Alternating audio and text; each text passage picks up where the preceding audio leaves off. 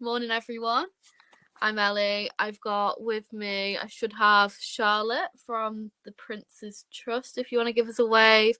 Kate Edwards, she's an apprentice from Lancashire Cricket Club, if she wants to give us a wave. And Ceris from StreetGames. So just to kick us off, we're going to have a poll, if we can get that going. Jaffa cakes, are they a cake or a biscuit? I think it's quite a controversial question for the morning, but I feel like everyone's got an opinion. So I've got a few reminders.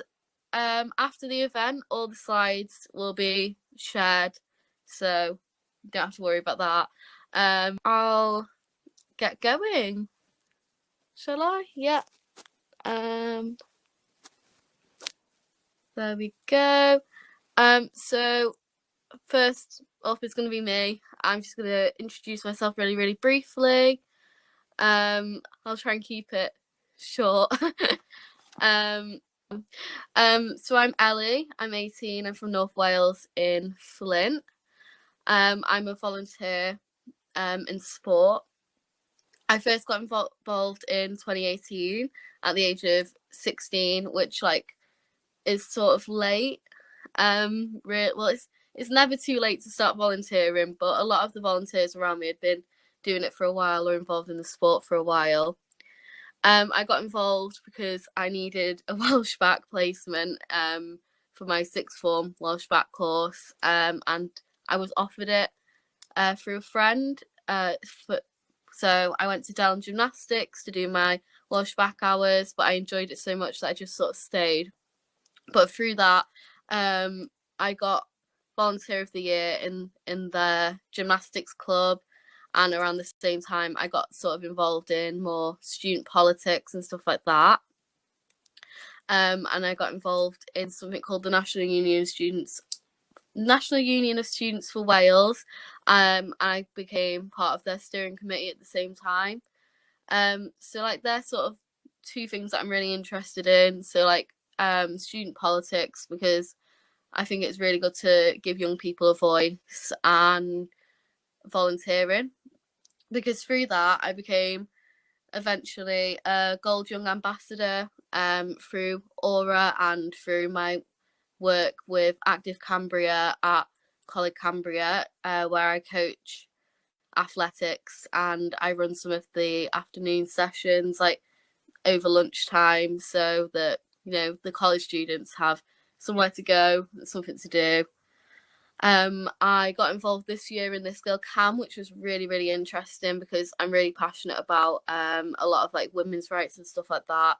It's something that I'm really interested in. So being part of this Girl Cam was a really great experience.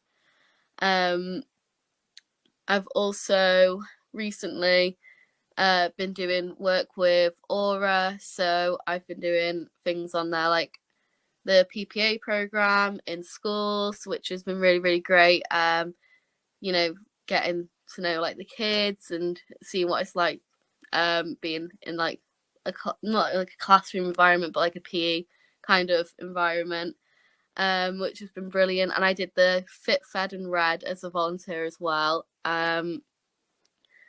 So I get up to a lot, I think, but I think that volunteering is really, really important for the community. I really, really enjoy it. I think that personally I've got a lot out of it. It's completely changed my life. Before volunteering, hopefully behind me, I really hope. That's the ones either side, that's at Fit, Fed and Red, and the one in the middle is gold. Maybe Gold Ambassador Call. Yeah, I think it is. I'm pretty sure it is. But yeah, at the moment I'm still volunteering with Dell Gymnastics Club and Aura, and I get involved in at the college Active Cambria as much as I can. And I'm also a youth board member with Sally Holland, Children's Commission for Wales, which is something that I'm like very, very passionate about getting involved in, and actually gave me this opportunity today because I was speaking with her about with her for her at something a few months back, and just sort of but yeah, I'm really like I said, I'm really passionate about volunteering and giving young people the opportunity to volunteer, because for me, like, it's completely changed my life. I've started studying level 3 sport just because I loved like what I was doing, volunteering so much. So I've gone from like not really knowing what I wanted to do with my life, to be honest, not really having like a direction to go in, to studying sport and getting involved in volunteering in sport and getting involved in the community. And I don't think like I would have got that opportunity through anything else like quite the same, which honestly is like nothing else like could have, like I said, nothing else could have given me that opportunity. And I don't know what I'd be doing if I hadn't have got involved in Dellen Gymnastics Club, and then if I hadn't have continued to get involved and took up some of the amazing opportunities that some of these guys have like offered me. So yeah, it's been an amazing few years for me, and like I said, completely changed my life. But I hope that through things like this, and hopefully through work that people are doing, a lot of other young people will get these sorts of opportunities, because like I said, it's honestly completely life-changing. The volunteer work has just completely changed the direction of my life, and definitely given me a career path that I wouldn't have otherwise had, because I'm not necessarily the sportiest of people myself, but I really, really love doing the work, and I really love when especially like I enjoy working with younger children, but when they achieve something, even if it's little, it's just I don't know, it's I don't know, I think if you work with young people, you'll probably understand like when you see like the little smile on their face, and post COVID and pre-COVID, when you give them that little high five and they're so happy, yeah, it just makes your day, I think. But yeah, that's all I've got to say, because I don't want to like rattle on too much. But next up, if I'm correct here, I've got Charlotte from Prince's Trust. Hiya, and thanks so much, Ellie. That was really interesting to hear about kind of the role that volunteering can have as a route that maybe people don't often consider, but in terms of just giving purpose and also giving a new direction that you might never have been aware of otherwise. I'll just start my presentation now. So my name's Charlotte Jeffries. I'm the Policy and Public Affairs Executive at the Prince's Trust. There we go, sorry. I'm here to talk to you guys about a piece of research that the Prince's Trust did with the Learning and Work Institute and HSBC on facing the future for young people. So this research looked at the impact of the pandemic on young people's employment, their future job prospects, and the cost of higher youth unemployment based on analysis of labour market data, economic modelling, and a survey of employers, surveys of young people aged 16 to 24, and 2 focus groups.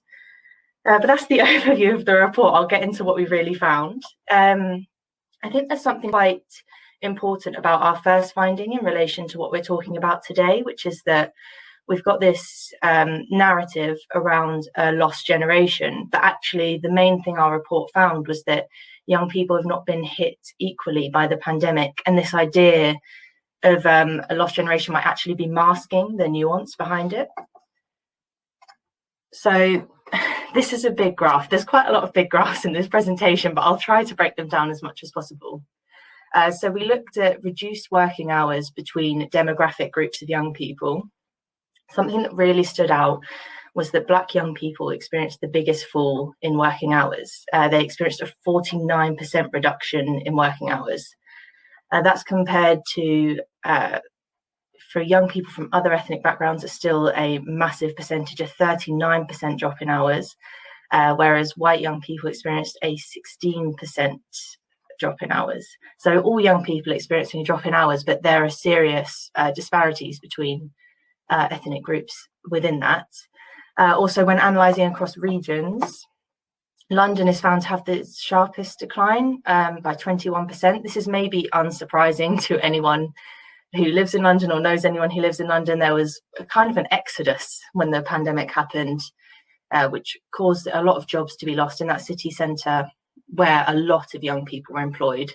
In terms of working hours, Wales and the North East were the least affected, with only 9% and 4% falls. We then looked at it in terms of employment characteristics. So you've got by sector, by occupation, and by qualification.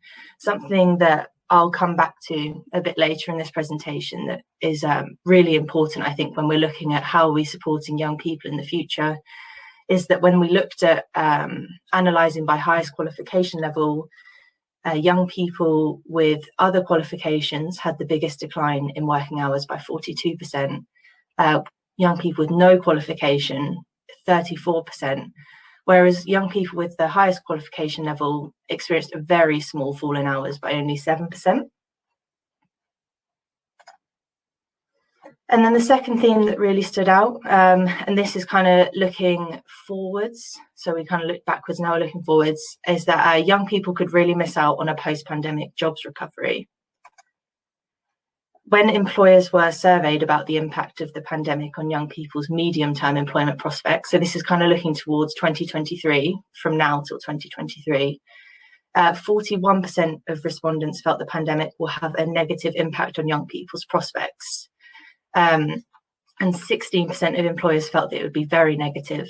By contrast, only 22% believe that the impact will be positive, with just 6% saying that it will be very positive. This is potentially the most chaotic diagram you're going to see today, so I will just talk about it rather than expecting you to read into it. What this is really showing is that the sectors that believe there will be a positive impact for young people were IT and telecoms, transportation and distribution employers. So those two sectors, IT and telecoms and transportation and distribution, were most likely to say that the pandemic would have a positive impact, whereas the sectors where you're most likely to find young people working, which is hospitality and leisure and retail, were most likely to say that there would be negative impacts. And just as an aside, employers working for the NHS were significantly more likely to say that the pandemic could have a positive impact, which I imagine you've probably heard of. There's been a lot of kind of positive, PR is not the word, but the NHS is attracting serious attention as a career path as a result of everything that's happened over the pandemic and people realising its importance. Here we're looking at the modelling that I mentioned we did earlier. This is based on the OBR predictions that were based on March forecast for the economy. This is looking at youth unemployment over time, which is obviously a really important part of the conversation when we're looking at what to expect for young people.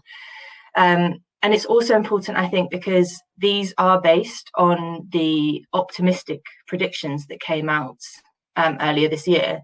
So although there's a lot of conversation right now about how positive the boom is, and certainly any recovery of jobs for young people is amazing, but even with that boom, what we're looking at is the structural changes to businesses are having serious long-term effects on young people's unemployment moving forwards. You can see that it's set to peak in 2021, but even in 2025, it's still higher than in 2019. And even then, let's say we did get back to the level in 2019, that's still 487,000 unemployed young people, which is too many. And then I guess an important part of my job and a lot of people in similar roles to me is, well, how do we argue the case with the government for the need for intervention? And it's quite easy, I think, in these conversations when you hear the announcements about how much the government is spending to just think, gosh, that is so much money, because you're imagining it like a household budget almost. But really, when government spends money, they make money in the long run. So it's different, it's investments. And what we're finding is, and these modelings, I appreciate they're not, in general, this presentation is maybe not the most positive way to start your morning. It's important to note that these are based on no intervention. The job that we have at the Apprentice Trust and that the Youth Employment Group have and many other organisations, youth organisations, is arguing the case for intervention and making sure that these outcomes don't happen. But if there was no intervention, we're looking at an economic cost, which is the lost national output in terms of youth unemployment and not working, being peaking in 2022 at 6.9 billion and coming down to still being 2.1 billion in 2025. The fiscal cost, which is lower tax revenue and higher benefit spending, set to peak at 2.9 billion in 2022. And the long-running scarring cost, which is specifically to young people, that's set to be about 14.4 billion. And that's the employment and earnings that they're likely to suffer due to entering the labour market at a time of higher unemployment. I need to pick up the pace slightly because I've just checked the time and I'm being too chatty.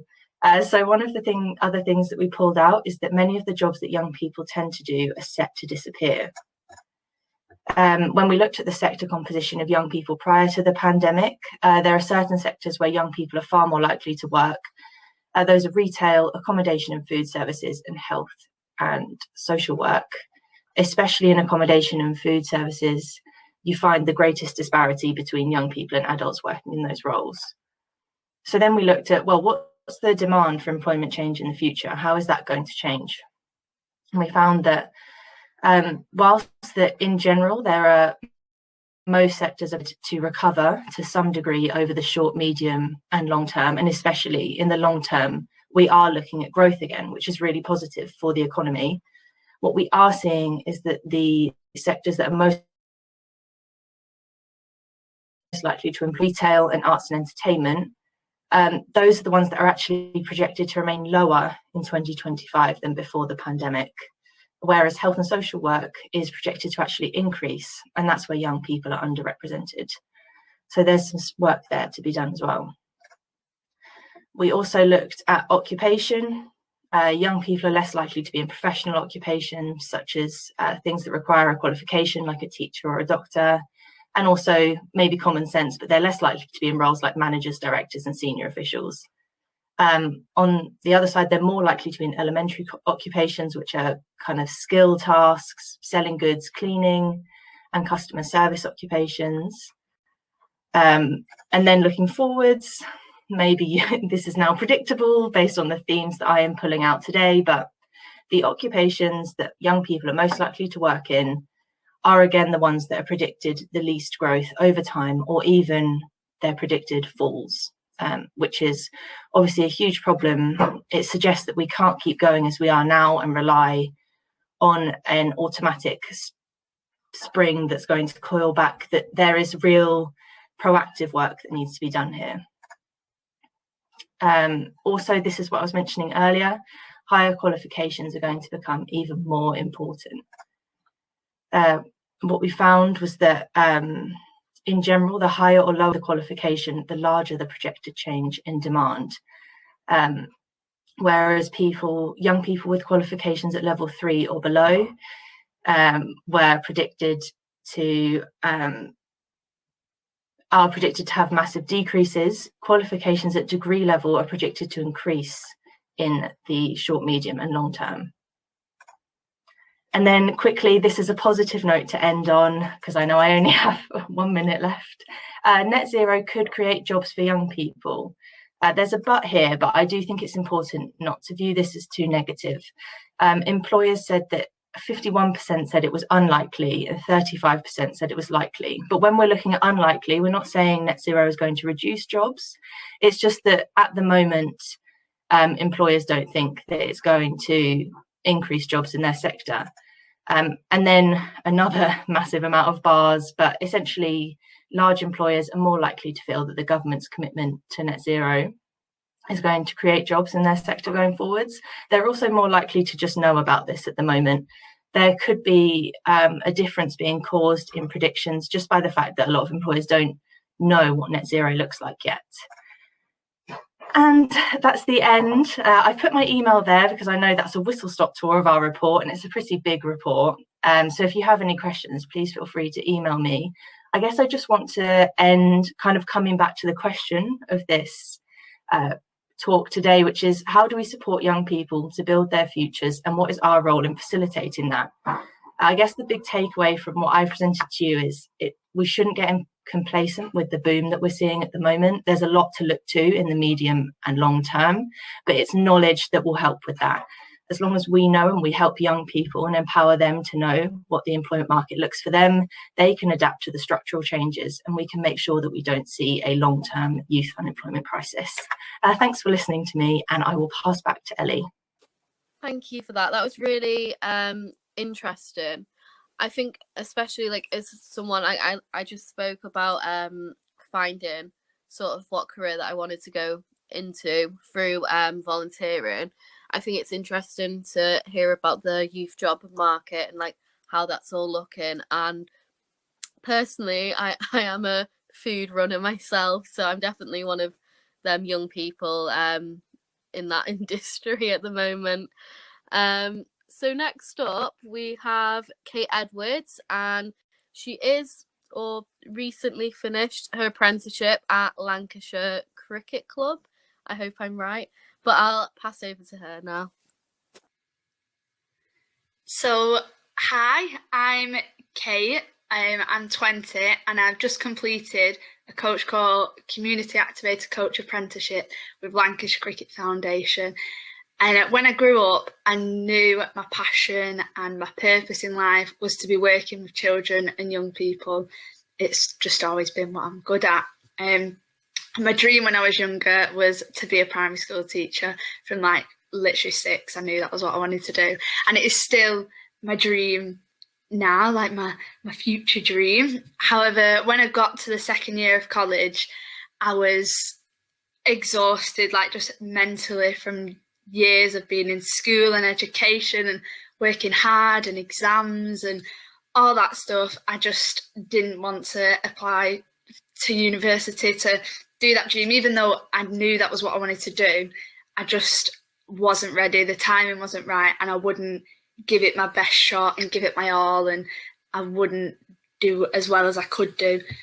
So I decided to take a few years out, a few gap years, if you will, to gain a wide range of experience working with children and young people in all different environments, so that when I was ready to go to uni, I had all this experience and outside of education, because like if I went from primary school to secondary school, college, uni, and then to be a teacher, I'd just be in education forever and I'd not know any different. So I wanted to know different and know all different environments and all different ways to work with young people and children.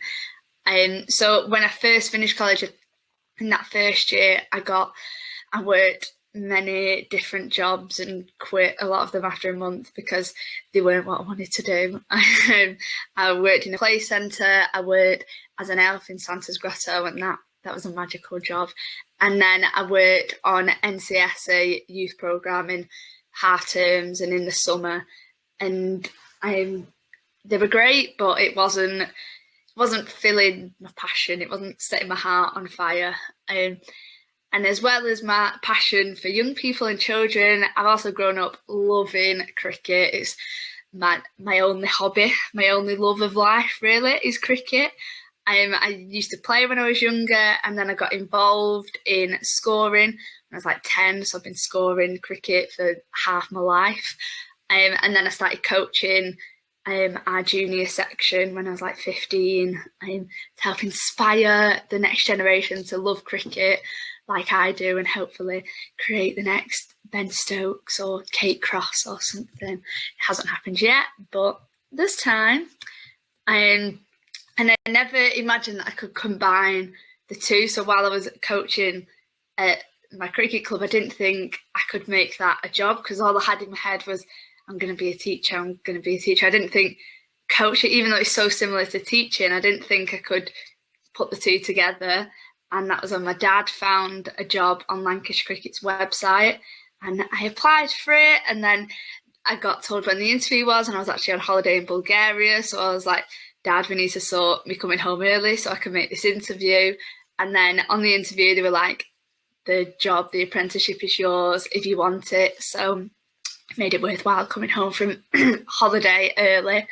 And I started the apprenticeship September 2019, and it was only going to be a 15-month apprenticeship, but it lasted a lot longer thanks to the pandemic. And when I started, I was working on all the programmes that Lancashire Cricket Foundation offer, which include like girls only sessions, like dance sessions, primary school cricket sessions, disability cricket sessions, baby clubs and like arts and crafts groups, and then we have elderly cricket and walking football and sporting memories groups. And every single session I did was amazing. Like, I just loved it, and it didn't feel like work, it just felt amazing. And the staff were all also amazing, and they made me feel like a really important part of the team, not just the apprentice, because that's the kind of conception you have in your head of apprentice, that you're just making the brew, you're just doing that. But it wasn't. I was important. If I had ideas, they'd be listened to, and it was a really nice environment that the staff in the office, the workplace, had as an apprenticeship. And the staff were also really encouraging me to develop and use what I'd learned on education days, and they'd give me feedback and help me to become the best coach I had be, so I could make the most of this apprenticeship and just become the best version of myself, coaching wise. And then we had the education days, which were on Wednesdays, and they were great. We made friends with everyone on the course. There was like 16 of us, I think, and we'd all come on a Wednesday, we'd reflect and sometimes ran about our experience that week with the workplace, and having those people there who understood your situation. Like, we were all with different employers, but we were experiencing the same things, and it created a lovely, supportive and open environment. Like, we were all in this together, and it was really lovely. And then we had our tutor, who was amazing at supporting us whichever way we needed. We were all different, and he catered to that. He was very personal and knew what we wanted, and he teaches us the knowledge, the skills and the behaviours to help develop our coaching with our employers. And he had a wealth of experience in the industry, so he'd listen to our problems and he'd offer us loads of advice, because we were all new in this industry and he was so experienced. So it was really good having that experience to learn from and help us gain perspective. And then the lovely lovely pandemic hit, which has affected every single industry and every single individual differently, and for the good, for the worse, who knows. And I was put on furlough by Lancashire Cricket Foundation, as we were only communicating over WhatsApp, and it wasn't the same, and the work, in my opinion, felt pointless, because I didn't understand how it fit with the apprenticeship anymore. And it was a crazy time, so they kind of felt, I don't know, rushed, because the world had been turned upside down and we couldn't do what we were used to doing, so they had to just rush some work. But I just felt a bit, but also motivation could have been a hindrance to that, because the world had just been turned upside down, and it, like, there was no work to do apart from like the Wednesday when I was set work to complete by Friday. But other than that, I had nothing to get out of bed for, because I was on furlough. I just had nothing to do, so it felt like, what's the point? Like, I don't know when this COVID is going to stop. I don't know when I'm going to get back to doing work, and it all just felt a bit. I've got no words, I just have expressions, so I hope you can understand what means. And that was definitely the hardest part of the apprenticeship, the pandemic, especially when a few months ago I had my endpoint assessment and I felt there hadn't been enough education, and this was all being rushed, even though it had now been 18 months instead of 15 months, and it was all just a bit crazy. But I'm so grateful for the apprenticeship and getting a foot in the door of the coaching industry, because it's such a difficult industry to get into. And even though it's not something I wanted, like I've never dreamt of being a coach, I now have that foot in the door, and I'm being given so many opportunities within coaching, out of coaching, all different opportunities. And it's just, this apprenticeship in particular, there's probably other coaching apprentices, but it's just incredible to just be in the coaching industry, because then I know people who were doing sports coaching at university but haven't got all this experience that I've now got from this apprenticeship. So I think it's definitely been worthwhile and amazing, and if we can create more of these apprenticeships, it will be really utilised by young people, because I think it's an industry that will never fail, even with pandemics and craziness. But that is it from me. That is my story of sporting coaching apprenticeship.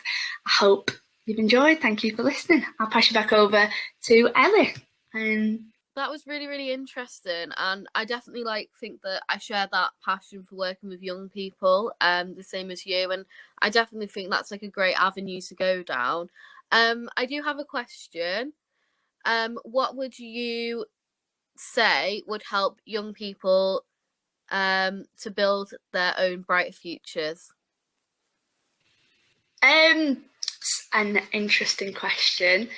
I think listening to young people is really important, because they know, I mean, they don't always know what they want, but they know what ideas they want for the future of them, know how to use it. And not saying we know more than the previous generations, but we do know a bit, and we often get disregarded for not knowing anything, like especially important stuff like boating, stuff like that. Like, oh, young people aren't important, young people know nothing, but we do know a lot. And like, I think especially working with like younger kids, it's so pure, and what they say is just so pure, and I think it's so important to listen to everything, and then they change the world, because they are the ones who can change the world. They're the ones coming through. So I think listening to whatever it may be that they want for their future, because it's going to be their future, not, well, it'll be my future as well, I'm still quite young, but they're the ones who will keep the future of the world going. Yeah, good question. Yeah, I mean, I definitely think I personally agree with that. You know, they definitely are obviously the future, but as are sort of we, I guess. We are getting a bit older now. But yeah, I think definitely giving them young people the opportunities to speak up and to have an opinion on the bigger things that are going on, because at the end of the day, it's going to affect us in the long term. It's going to affect them in the even longer term for when they you know, grow up a bit more and, you know, go through high school, decide what they want to do. But yeah, I definitely think giving young people the opportunity to speak is really important. And I definitely, like I said, I think, you know, you get a lot out of working with young people. I definitely agree what they say is very pure, but sometimes it's very honest. Especially the little ones, they'll just say things. Sometimes a bit too honest, and it cuts a bit deep, doesn't it? Yeah, like I think I went into gymnastics once, and I did, my hair was not looking good, looking a bit messy today. I was like, thank you. And they always need to point out your spots as well, and never appreciate that. To get your foot in the door, it's really difficult at a time like this. Absolutely, yeah, and it's like being on an apprenticeship. You were stable and secure and getting money, and also the job was still there, even though I wasn't sure if it was going to be there at the end, but it was. But you were secure, unlike other industries that were negatively impacted more so. Yeah, I think it just goes to show the different avenues. Not everyone, unfortunately, can afford to be doing the volunteer work. So I think an apprenticeship's a really, really good opportunity. Like you said, you're getting paid and you're getting that experience that some people, even in university, haven't quite got yet. But thank you so much for that. That's okay. I'll give you a quick update on Jaffa Cake or Biscuit. We're on 39% for biscuit and 60% on cake. Jaffa Cake or Biscuit. It's 60% on cake. So if you think otherwise, I will definitely get a vote in there. Next up, we have Ceris from StreetGames, and I think she's talking about youth voice work, if I'm right, hopefully. Hi there, I'll just, hopefully you can hear me okay, and I will just try and get my slides up. Hopefully you can see those. Hopefully you can see those slides now. Well, hi there, I'm Ceris. I'm the Research and Insight Team Lead at StreetGames. And this morning, I just wanted to share with you some of the feedback which we've had from young people from across LTOs within the StreetGames network, including participants, volunteers, young advisors, and our alumni group, about their experiences of the pandemic and their hopes for the future. Listening to young people and youth voice has always been really central to our work at StreetGames, and this has continued during the pandemic. Obviously, we had to change the way that we've connected and listened to young people. We couldn't get out to sessions and residentials and events as we've done in the past, but we're really grateful to the young people and LTOs that have helped us to stay connected and listening through things like undertaking online surveys, virtual focus groups. We've also had an online community and held some informal conversations with young people that we have connections with, but those that have also gone on and held conversations with some of their peers. And in the most recent piece of research, which we undertook a couple of months ago, we spoke to around 100 young people and asked them to share with us things that were most important to them in their lives, their communities, and about sport. Like most people, the experiences of the pandemic and lockdown have really disrupted routines. And for young people, that's been most notably in terms of their education and their work, similarly to the ways that Kate just spoke about there. But also in terms of their ability to take part in sport and be active. And so for many, lots of young people talked about boredom, and for some loneliness, and also for some a deterioration in mental health and well-being.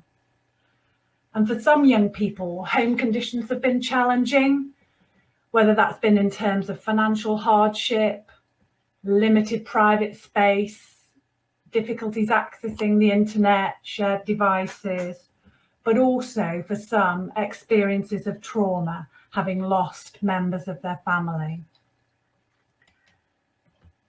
So what young people shared with us is that the past year has really heightened some of their feelings about what's important and their concerns.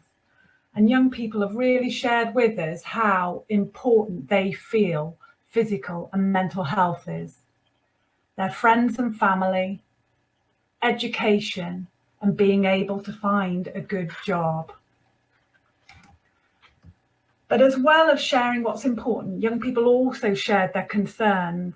And in particular, there's real concerns around a deterioration in mental health and well-being.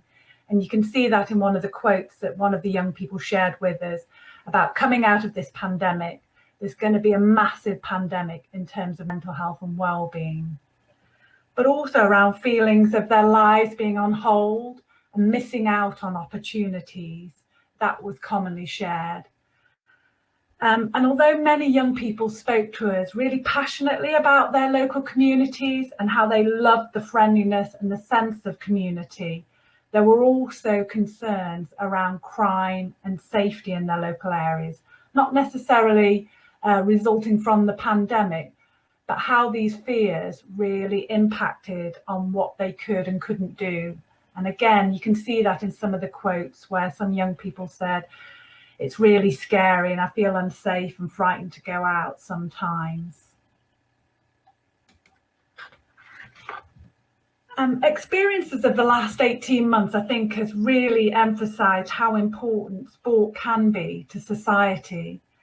And this was really apparent too in the discussions we've had with young people who also shared how important sport is to them and how they really miss the opportunities to take part due to the coronavirus restrictions.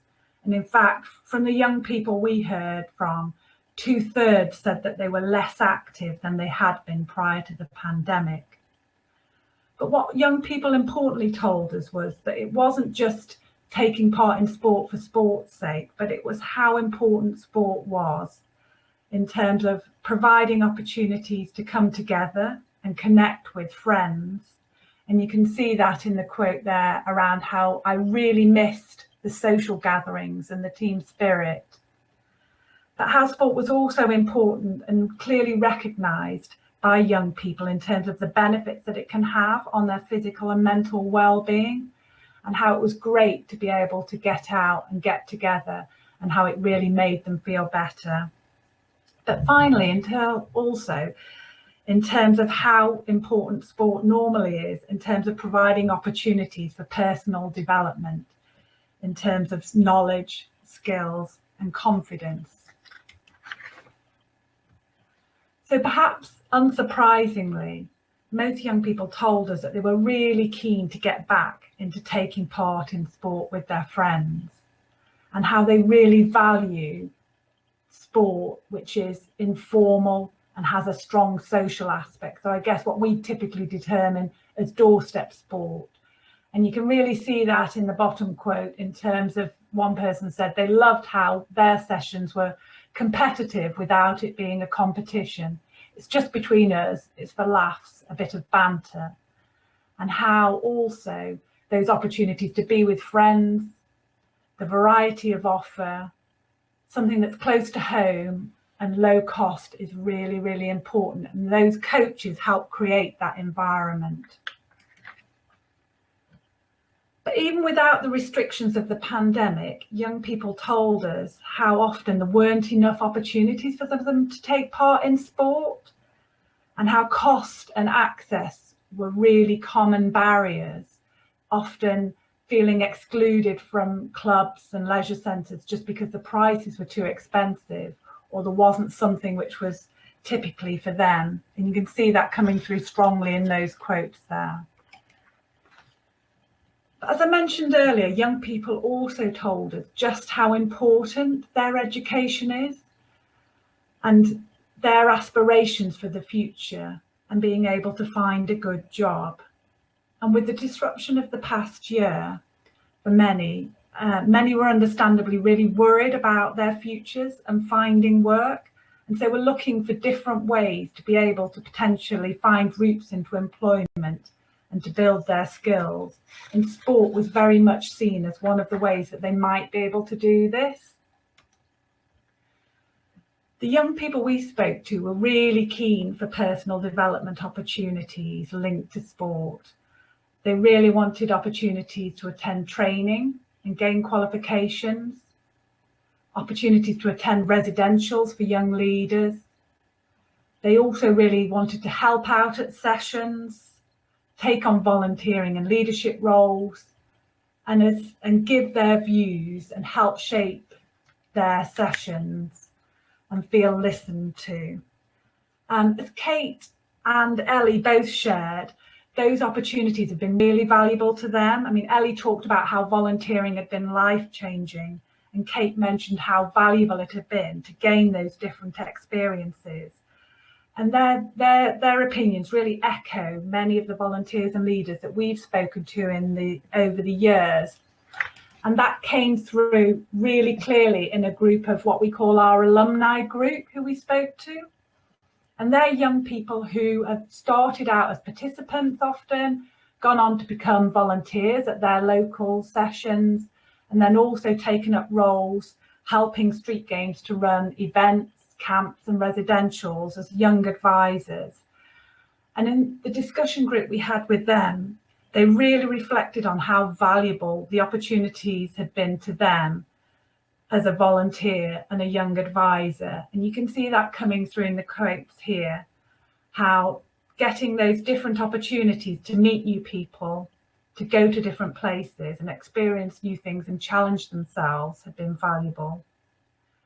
And how they gained skills. And one young person said to us here that, I don't know where I'd be professionally today without the skills I gained from helping to organise those events.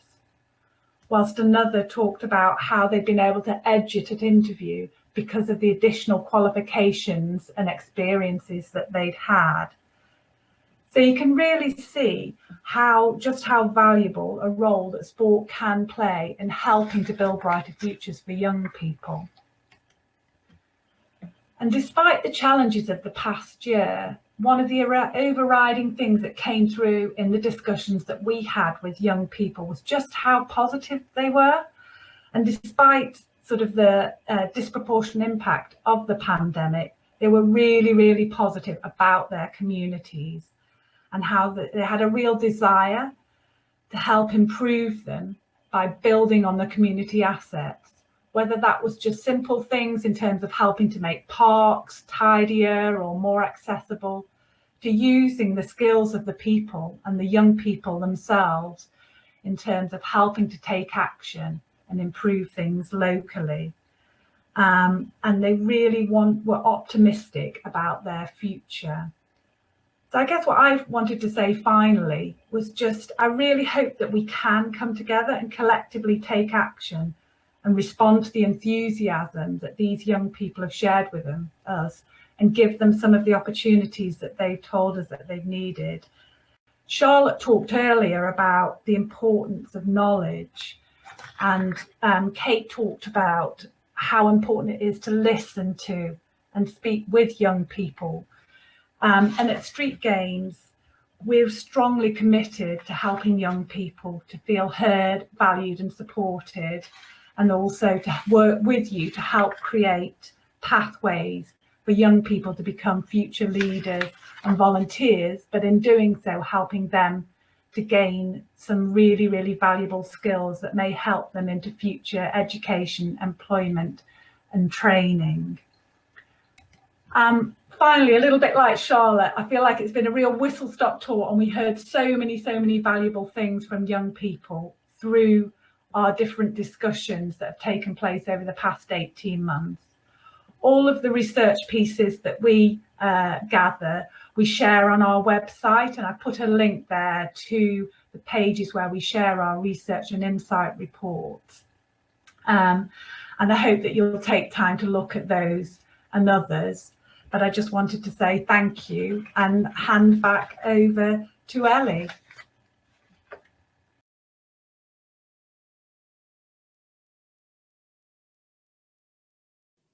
Yeah, I definitely think, you know, the training, the qualifications, like, I've been on like, currently finishing up level 1 coaching gymnastics.